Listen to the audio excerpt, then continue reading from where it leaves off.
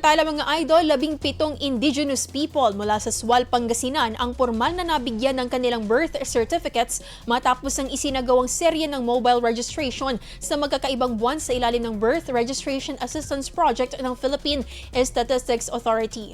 Kabilang sa mga benepisyaryo ang mga IP sa bayan na matagal nang walang opisyal na birth records.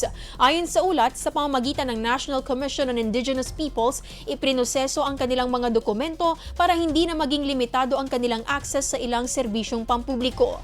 Sa ilalim nito, maaari nang makapag-enroll sa paaralan, makapaghanap ng trabaho at makakuha ng tulong mula sa gobyerno ang mga benepisyaryo. Samantala, pinaandar naman ng Local Civil Registry Office ng SUAL at Philippine Statistics Authority Pangasinan ang pagproseso ng National ID registration upang magkaroon ng valid ID ang mga residente.